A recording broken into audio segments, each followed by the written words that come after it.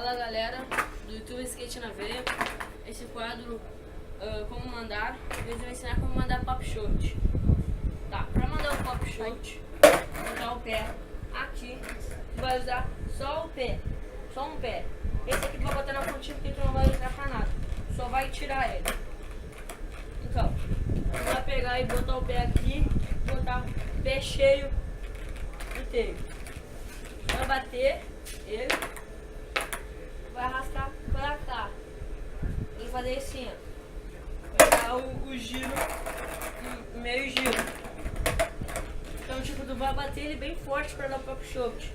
Se tu não bater, ele vai sair um shot, não vai ser um pop.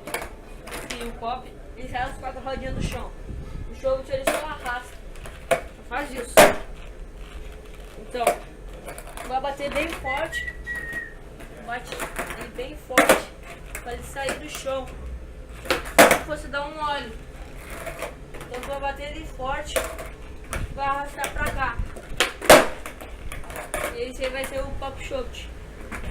Uma arma bem básica, ninguém pode sair tipo, se eu fazer isso aqui, ó, cair com o pé só, ou cair, fazer assim, meio torto, mas é só questão de tempo, de prática. É uma aula bem legal pra mandar nos games até. Então é isso, galera, na pop show.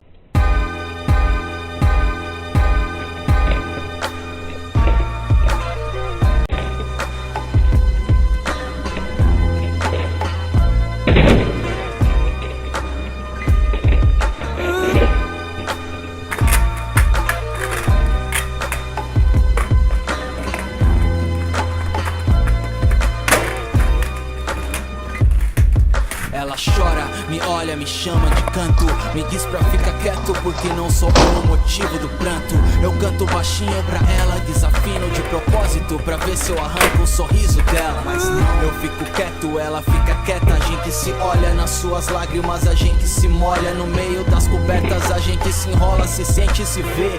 Daria o mundo pro meu mundo ser você. Menina, quantas vezes já te liguei bolado com essa vida. Voz de vadio, embriagado, sem bebida. Na descida todo som tu ajuda a proteger, mas na subida da minha vida quem tá me ajudando é só você. Firmeza, firmão, tranquilo, então eu que jurava ter nascido louco sem noção. Vejo que essa noção só teve dentro de mim. Então galera, espero que vocês conseguiram mandar o pop shot. Se gostaram, clique em gostei, se inscrevam no canal e até a próxima. Falou!